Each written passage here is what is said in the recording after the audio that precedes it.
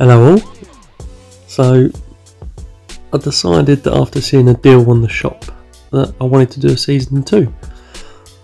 I've wanted to do a new series for a while, and like I said, I saw a deal in the shop for £10 for 5 billion in money and 1 billion in TP, and I thought it was a perfect opportunity to do another extreme mode. I just wanted to try it by giving some money back to the developers, because the only money I've spent on this game is buying premium mode, which is really cheap.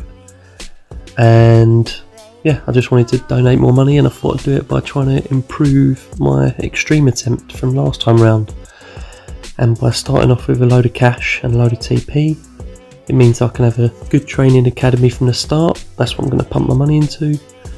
And then also have a decent amount of TP to start off with, and maybe try and get hold of a good scout early on, and I can get him maxed out really quickly. At least that's the plan, obviously. We'll have to see what the staff's like when we get into the game. So just creating my GM, and I do the same name every time. It's a it's an old sort of nickname from school. It won't make sense to anyone but me and my other friend, who gave ourselves the nicknames we did. Anyway, I quite like the new look that you get at the start of this game, with the little video of the owner. Sorry, not video, the picture of the owner. I've not started a new game for ages, for at least a couple of updates. So yeah, I'm going to see what all the new stuff's like. There's a new roster look as well, which I haven't really looked into yet. So no, this was the deal I was talking about: 5 billion in the bank and 1 million in TP. So I made the purchase, and as you can see now, we're starting off very rich. And so yeah, I've got to use the money wisely, and I'll talk you through everything that I do as I do it. I'll try and learn my lessons from the first series and talk slower and talk you through my decisions a bit better.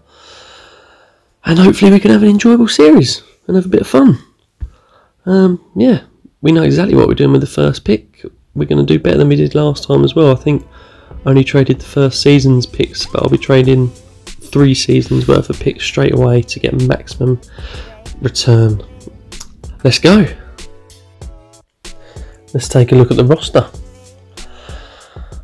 See if we've got anyone we can trade away, and see what contracts we're going to have to deal with for the next couple of seasons. Okay, we can cut him pretty quickly. I'll see what we can get for him. Francis QB. Sandoval wide receiver is 28.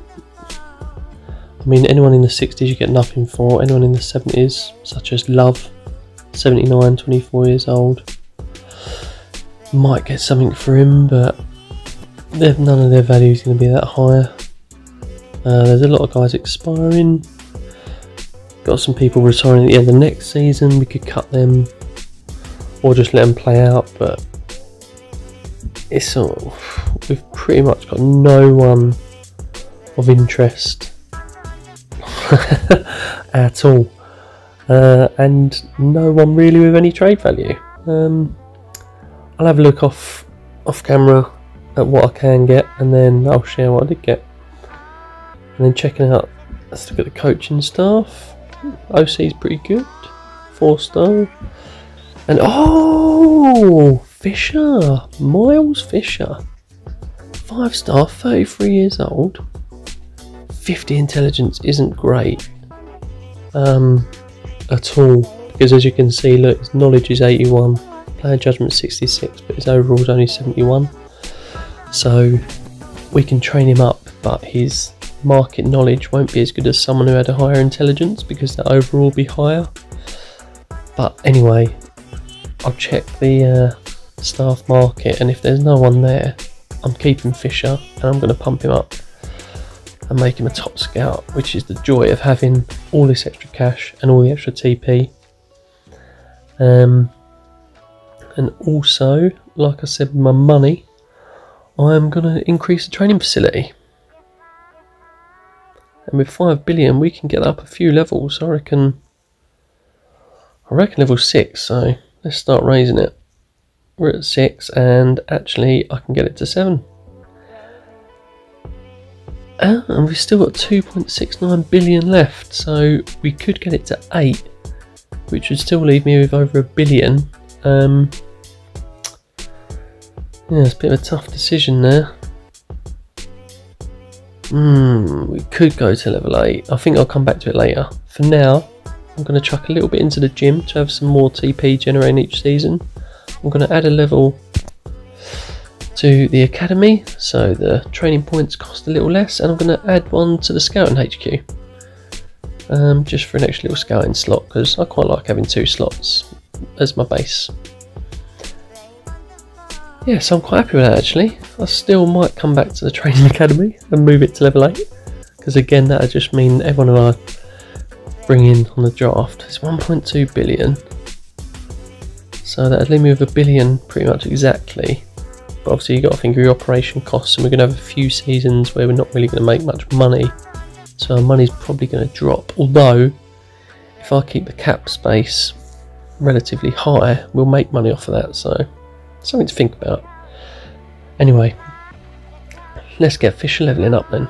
Just always, my advice to everyone is when you're leveling up coaches and scouts etc, always go for +10 if you can, until you get them up into the 90s, and then if you have to drop, maybe drop down to +5. Try and do the most amount of training possible to maximise your TP, because doing +1s each time would be more expensive than +5s, and 2 +5s is more expensive than a +10, so you're better off doing that. And now on to setting our goals. We'll go rebuilding season, because we know that's exactly what it is. We're not going to do anything for a couple of seasons, I don't think. For sponsors again, we're going to sign for 3 years, because I think it'll be a while before we level up the franchise, and that's the only way your sponsors move up. Ticket price we keep to the middle so we don't upset the fans. And then when it comes to gear, I would usually say at the start of a game, don't get gear, it's a waste of money. But because I've purchased money, I'm going to get some. So I'm just going to get the lowest option at 17 mil a year for 6 years, just because we've got some money to spend. Normally, I'd advise don't do this in a new game. And because of the money we had and spent and teaching a staff member, we managed to claim a few achievements and get some extra TP, which is quite nice. And so now, I'm not sure if any of you have watched my other videos. I did a GM negotiations video for every time you start a new game to gain around 20 negotiation points. As you can see, it's currently at 61. I could get this up to around like 80 before the season even starts, so that it helps you lower contract offers to be accepted by players. And to do this, you need to negotiate contracts, terminate contracts, and make trades. So I've just done my first sort of 250 negotiations, and that includes terminating contracts as well. And I've also made my 100 trades, and so that's pumped up my negotiation stat. For negotiations, always find you want to sign 100 players, free agents, obviously lowest overall, with 70 personality or worse, so yellow, orange or red, and then you terminate all those guys, because that will make your team happier. It will also make them negative when you sign them, but happier when you terminate them. Then the other guys you want to negotiate and sign are all greens, so all 80s and above. That will make everyone happier, and you have to sign a lot of those. And so as you can see, my negotiation status is now 72, and I'll show you the trade I made. It's always best to find a trade where you can do one pick for one pick of the same value. You don't need to find multiple picks, just do a straight swap. You can keep going back and forth. It's a lot quicker to get to 100 trades. And now on to the draft picks I spoke about. Because you've got the #1 pick, you want to trade away your next 3 years worth of first rounders and find a team who you can get 3 first rounders back from. So you'll trade away 3 first rounders and you'll get 9 back. So here I've found a trade partner in the Panthers. I'll get 3 first rounders and then some. So I'll pick up a second rounder and I will get 5th and then maybe 7th. See if the value works. Yeah, there you go. I've got 3 first rounders, a second, a 5th and a 7th. just for my first rounder. And so what I'll do now, I'll find another 2 trade partners to trade away next season's first rounder and the following season's first rounder, and I'll end up with 9 first rounders, as well as probably an extra 3 sort of second rounders, and then maybe some more late round picks. Speaking of trades, I didn't actually complete all my trades earlier. I've finished them all now. I've completed 100 trades, and so my negotiations has gone up again, and now it's sitting at 80. So it was 61 earlier, now it's at 80, so it's already got up 19. I'm going to make it to 500 negotiations in a bit, and so that will get up to 84, I think. I'll come back to it. And also, within the next 3 seasons, I'll draft over 50 players, as you can see here, scrolling through all the picks I've traded for. But to draft 200 players, you've got to do so many trades, and I can't be bothered, so that will just happen over time. But I will make 50 trades, 50 draft picks in the next 3 seasons. So now we've hit the draft, and I just wanted to show you guys what I'd normally do before every draft once my coaches are selected. None of my coordinators will be the same in the next couple of seasons when I can find 5-star guys who are hopefully in their 30s. I'd normally go into the college players and select my scheme, and then pick all the players who are sort of 4-star, B and up, and then go offensive, defensive and special teams. I go through all 3 just like this, so I can see if I can pick out the best players who are sort of Bs. You find who the 5 stars are, the 4 stars, and then you sort of know who you want to pick early on. I will sometimes mark up 5-star players if they're green, if I'm thinking about changing their TP, and also 4 or 5-star QBs who are quite high, even if they're not scheme, because you can sign them as backups anyway, and they might trade away for some good value in the future. So I just wanted to show you my first few picks. So I've just been looking at these guys. I'm just finding out who's got more Bs in their stats, because obviously the more Bs they've got right over Cs and Ds and whatever, the better they are, and obviously the better their overall rating of A, B plus B, etc. is, the better they are as well. So in theory the A DT might have been better, but it turns out they're the same. But because I felt like the DT, who was B plus, had better stats in terms of he had more Bs, therefore they were quite level pegging. So yeah, just sort of at this moment in the draft, where it's my first draft, I am going to pick players who are scheme fits, even though my scheme might not be the same with new coordinators. But if I get enough good players, then when I sign a new coordinator, I might just change his scheme anyway. So overall for now, I just want to sign some decent players. That QB looks good, but this running back is scheme fit, and you know, he looked half decent. So I'll bring him in, and as we move up, pick 48, the QB's still there, but there's a 5-star return with 94 IQ. Oh no, I read that wrong. I thought it was personality, but obviously it doesn't show personality till you get them. But he's a good returner, and I don't know, there's something about a good returner, I like him. And the QB's still there. Welch. Let's take him. 5-star option, so he's not a scheme fit, but he's a 5-star. Decent overall, so he'll be good for us this season. I know I was only going to show first round picks, but I've quite liked where I've got to. So, you know, we've picked some nice players. Yeah, so I'll switch off now, and then I'll show you what I get at the end. So not a bad first draft, probably one of the best I've ever had, to be fair. 3 79s, an 80, a few scheme fits, got 3 5-star players. Might even keep a few of those guys long term. We'll see how they train. With the training academy at level 8, we could end up with some decent early starters. So next job is I'd look through my team's values of all my older players and players I had pre-existing, and only one guy's worth anything, and that's Francis, the old QB. We won't make much of a cap hit on this in terms of taking one, and we get a decent value back, a first round pick. So now I've gone back and finished up the negotiations, and that is 500 contracts negotiated, and now my GM is at 84 overall, so that's a raise of 23 points in negotiations. Love it. So now let's have a quick run through the roster. You've got Tom Welch at QB, 5-star, option, bad personality, so not scheme fit or personality we're after, so likely to get traded. Gideon Stokes, orange personality but 21 and scheme fit. As we know, the scheme fit could change, but you know, he could be good for now. And yes, granted, there's shed loads of players.